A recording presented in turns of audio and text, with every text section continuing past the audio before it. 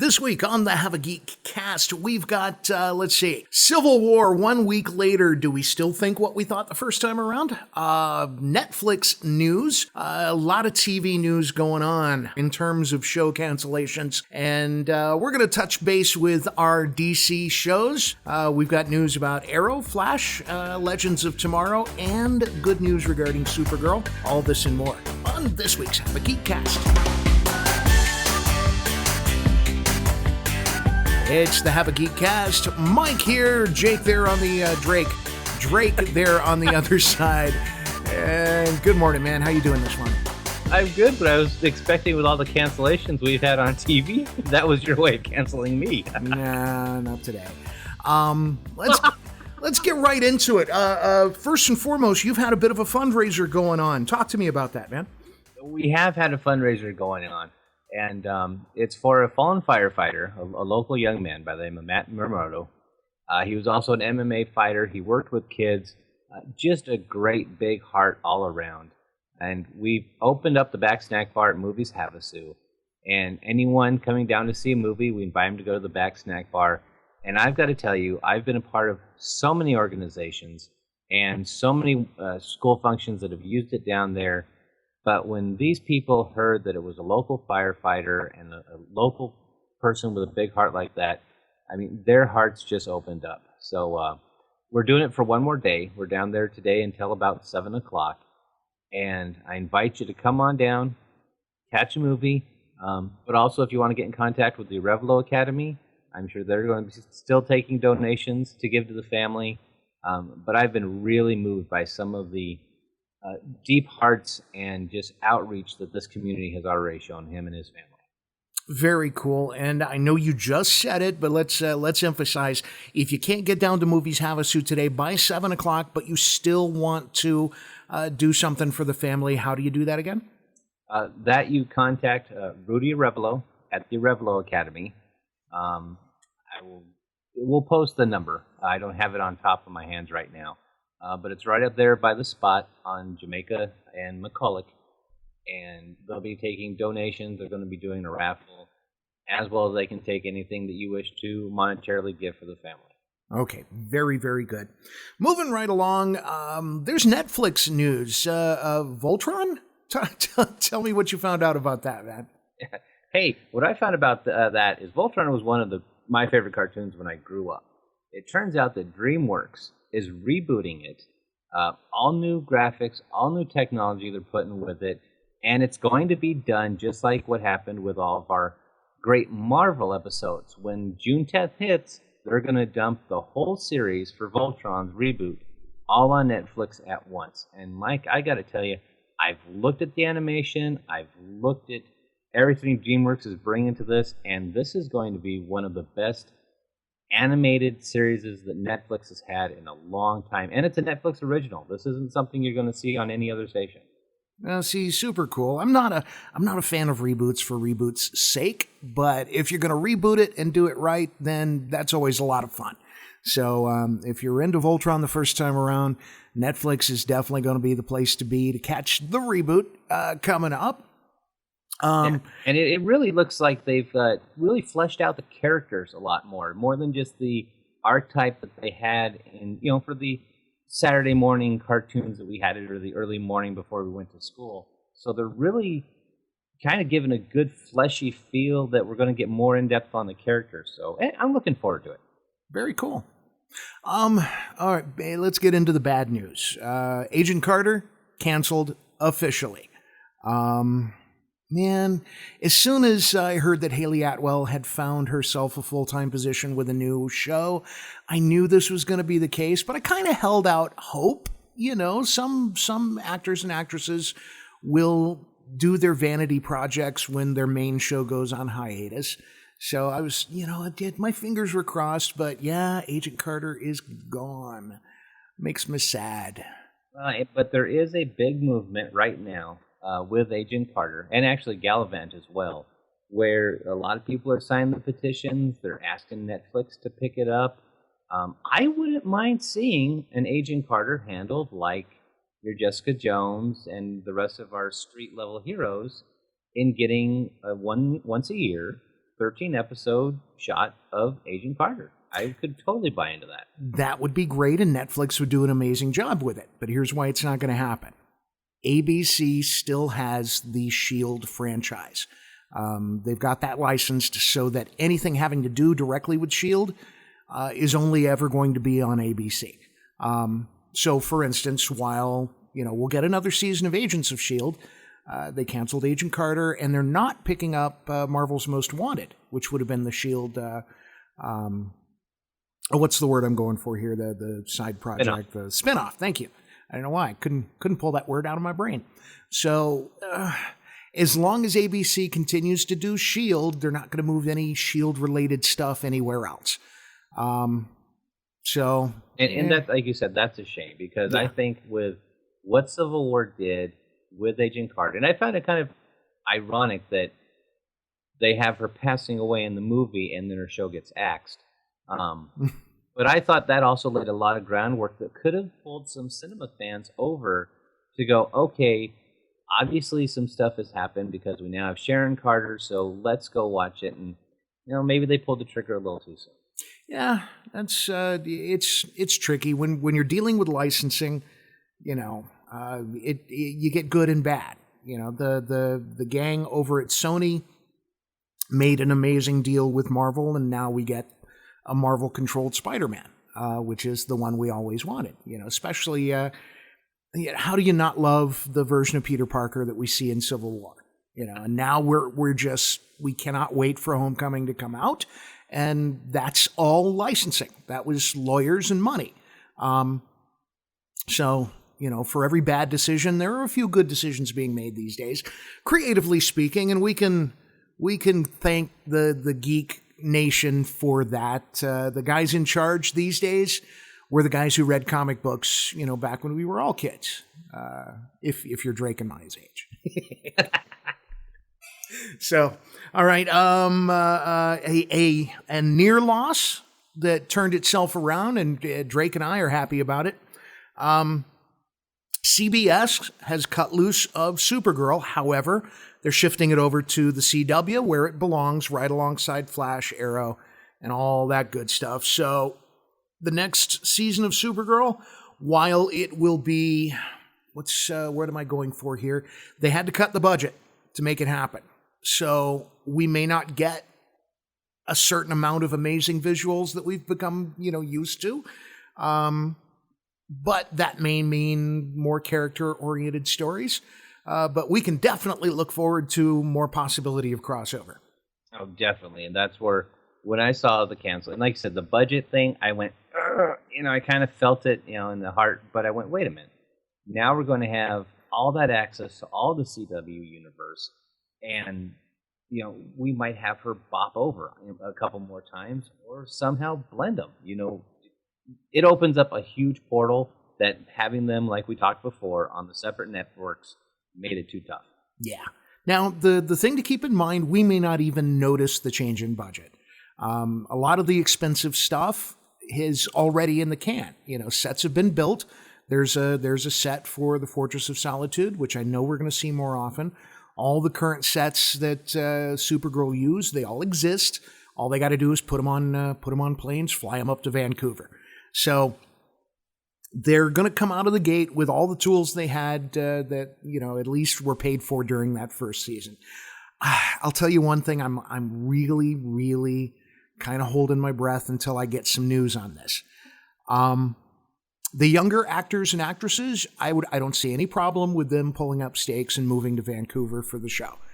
Right. There's one actor on the show that, if you'd told me that Callista Flockhart would have been one of my favorite characters on that show during the first couple of episodes, I'd have laughed in your face. But by the end of the show, I can't imagine that show without Cat Grant. Right. So are they going to be able to afford Callista, and will she be willing to make the move? I think as big of a character and as a cornerstone as she almost was becoming. I mean, come on, she called out Barry Allen for being the Flash. She's a smart woman. She's a great mentor for who Supergirl needs to turn into.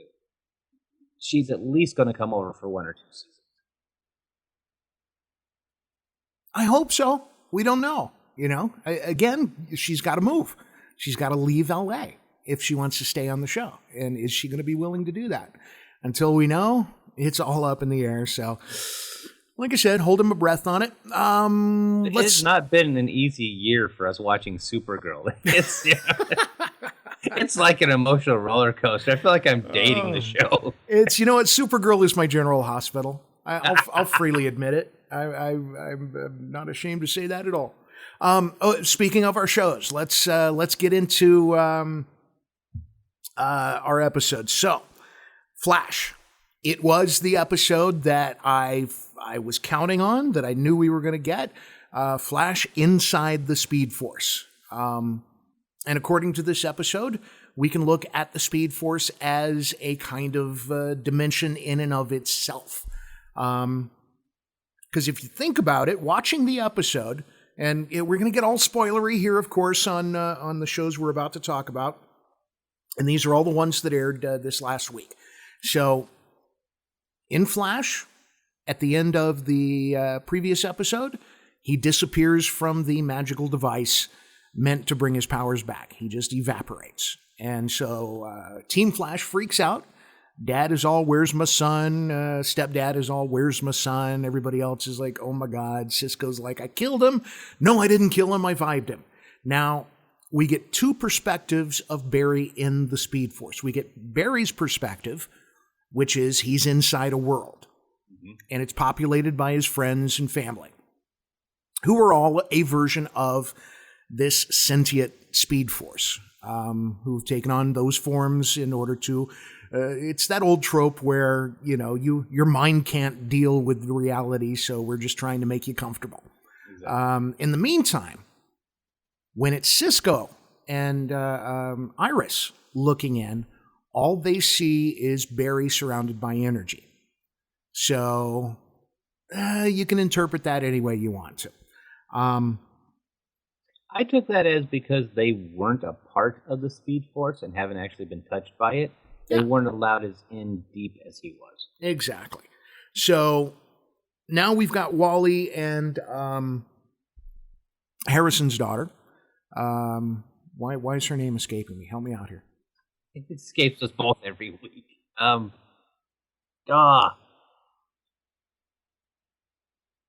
Jesse. Jesse, thank you. Jesse. So Wally and Jesse. And they're both hit by this Speed Force wave, or this energy wave that we assume is, a manifestation of the Speed Force. And Wally shakes it off. Jesse goes into the same kind of coma that Barry goes into, and spends the whole episode in that coma until Barry comes back and he touches her hand. There's a little bit of a spark, and then she wakes up. So we all know what the assumption is at this point.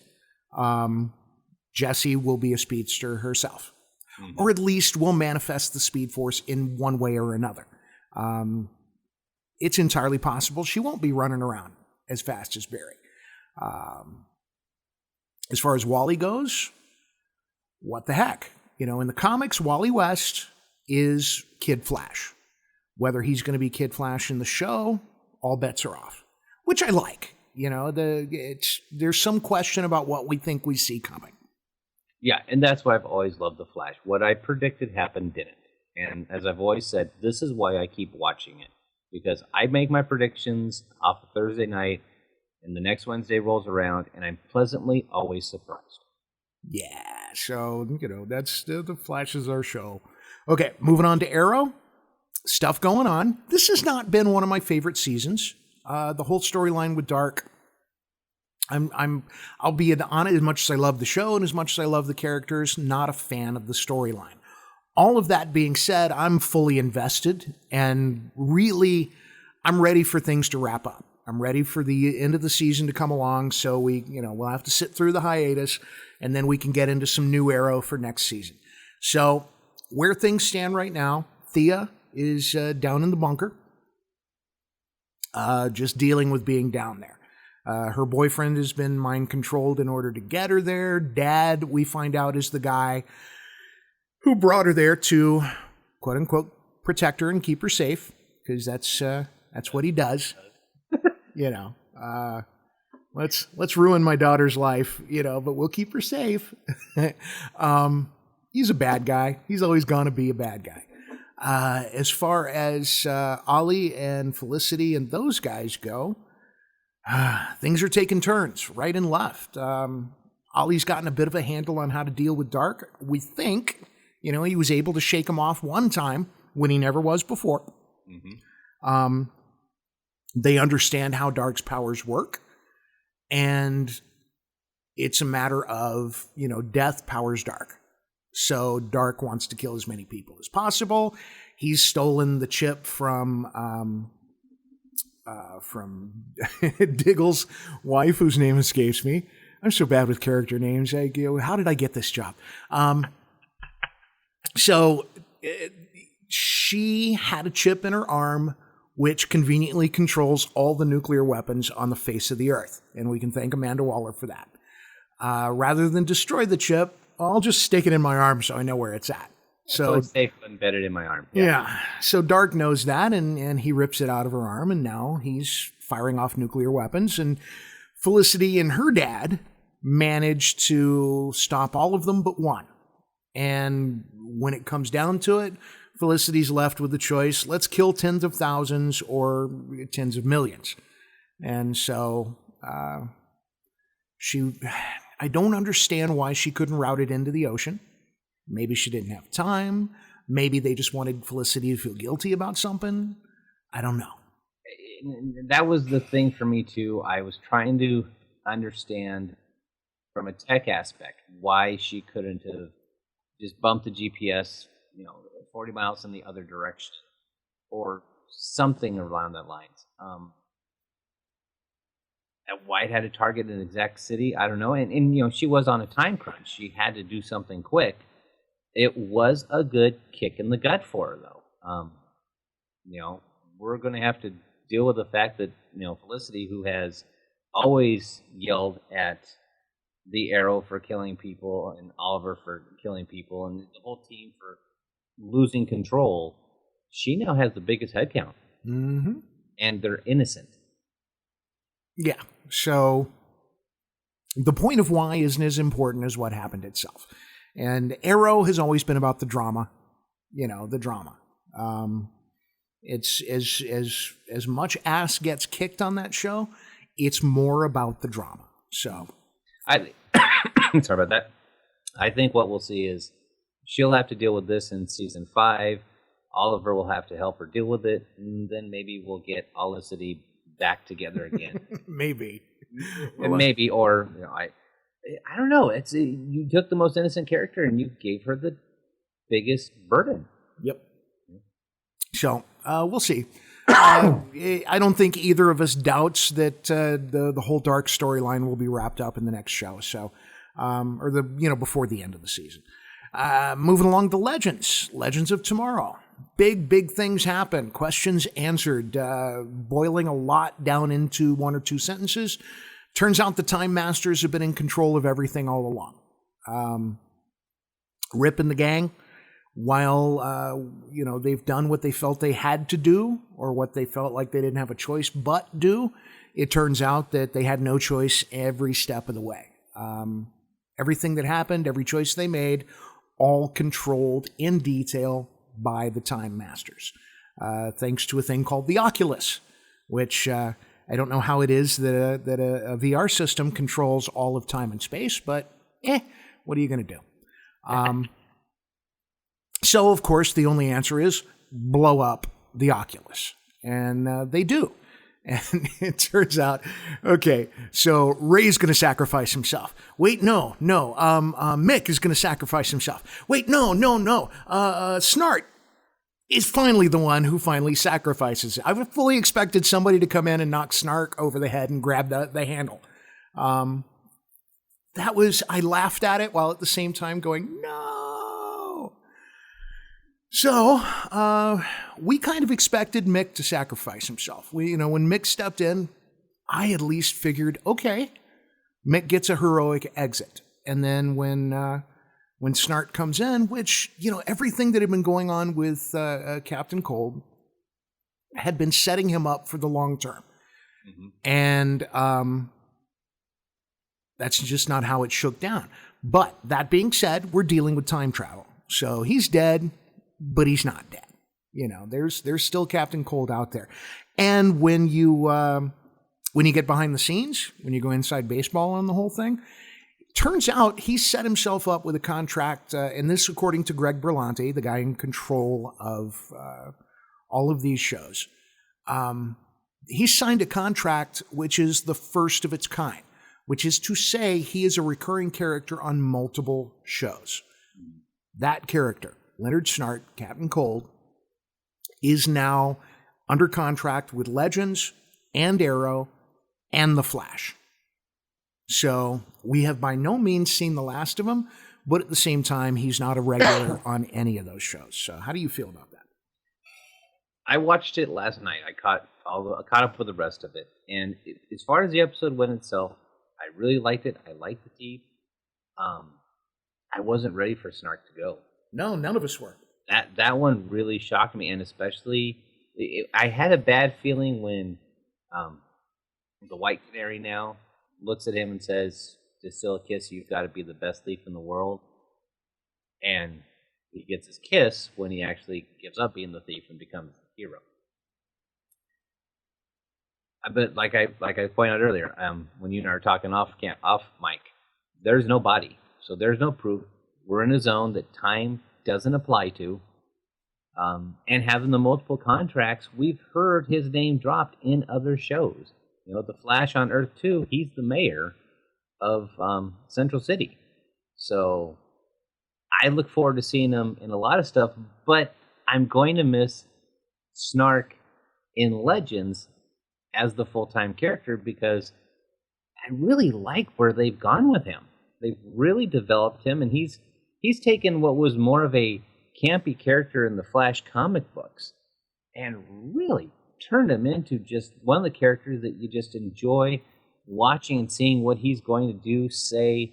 He almost became the moral compass there for a little bit. Yeah, it's we don't have to worry about him being gone. You know, the character we love is always going to be there in one form or another. And as far as any sort of through line goes, anytime you've got a death that's caused by a time travel device, you can pretty much bet that death is not what it seems. So it's just a matter of how they decide to use the character. That'll determine what happened to him, you know, during that explosion.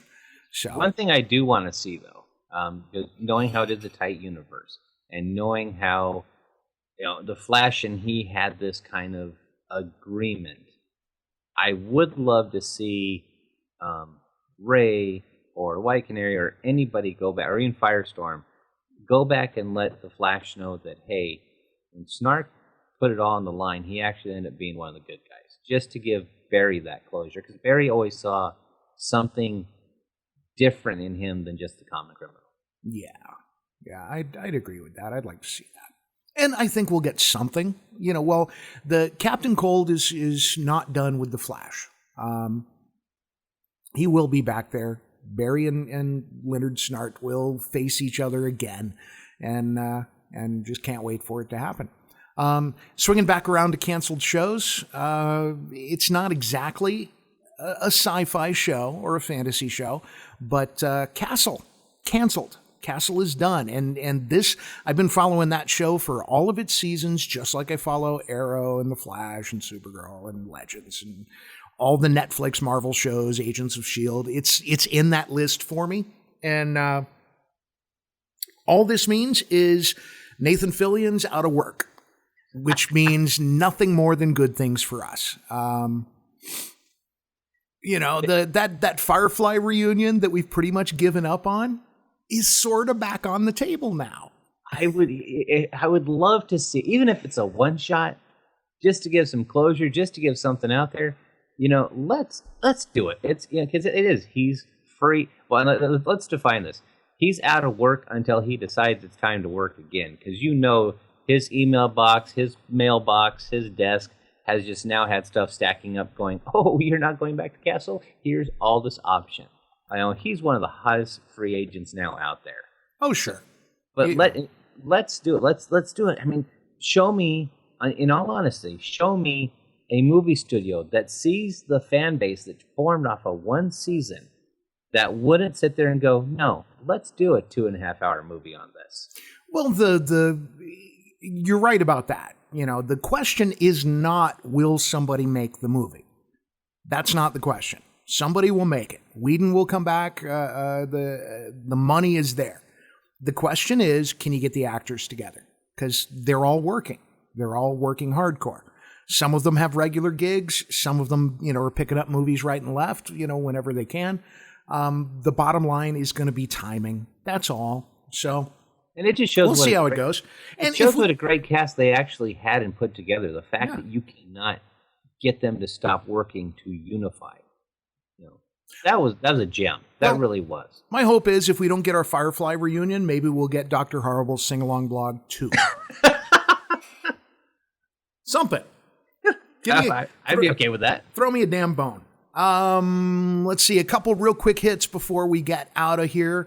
If you're a Robert Jordan fan, there was some good news this week. Yeah, Wheel of Time coming to television. They don't have all the details worked out yet, but that first bit has been hit, and I think because it's a popularity of Lord of the Rings, Shannara Chronicles, it just makes sense. Yep, so we'll give you more news on that as it occurs. And Drake, before we wrap it up, it's been a week after Civil War. How do you feel? I feel that, you know, I'll admit, some downtimes during the fundraiser, I've peeked in, I've looked for Easter eggs. I still say Civil War, and the box office has said it too, is the superhero movie of the year. Sorry, Deadpool, it got passed up already. But at the same time, it should have, because Deadpool wasn't geared for kids, and Civil War is hitting both kids and adults. But it lays up for the rest of Phase 3 and going into Phase 4 beautifully. Yeah, the bar has been raised all the way across the board. I mean, the Avengers movie, the first one, kind of set the bar. And Age of Ultron didn't quite hit that mark, even though I feel Captain America Winter Soldier totally did. And a lot of people are calling Civil War the Avengers movie that Ultron should have been. My approach on that is there was a reason this was a Captain America film. And the Avengers films, which we're talking the Infinity War movies, which, by the way, they're going to change the name of. Infinity War, not going to be the name of this two-part Avengers thing coming up. So I'm kind of curious to see where they're going with that.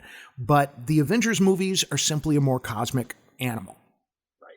You know, so that's why you'll see a reference to Thanos in Age of Ultron, but you won't in Civil War. So even though in my mind and in most people's head, Captain America Civil War is an Avengers film, it's, you know, it's all a matter of labels, and they're all Marvel movies for me, and I love them all dearly like they're my kids. So exactly, and this dealt with Cap's side of things, and really, it was Civil War. It was an Avengers-ish movie, but it was also the next step in Cap's storyline. Mm-hmm. You know, we had to have it set up, especially there at the end where, you know, Tony gets a cell phone and, you know, with the message, "You ever need me, call." You know, to show that, yeah, crap went down, but I'm still here. It was Cap's next step in his story. Yeah. So it had to be a Cap movie. It had to have Bucky in there, which, of course, we had, the Star Wars Easter egg also with what happens to Bucky. And I love it. Every episode, sure enough, every movie, they do the head nod to Luke's hand getting chopped off. So. Well, there's a more direct reference than that. I mean, when Peter Parker goes, you guys remember that old movie from way back when with the... You can't help but laugh at that crap. And I love the thing, too. No one can sue them because Disney owns Star Wars, too, so they can do it as many times as they want. Yep. And so wrapping that all together, I did like how Snark used the line, "There are no strings on me." And I'm sorry, him giving it beat Ultron out of giving it. Sure.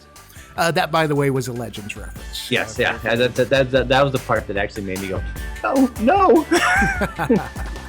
All right, well, that's going to wrap up the show. Drake, anything else that I may have missed, man, that we want to get before we wrap it up? No, I think we've had a good one. We've touched on a ton of stuff, and Mike, all I can say is have a geek week.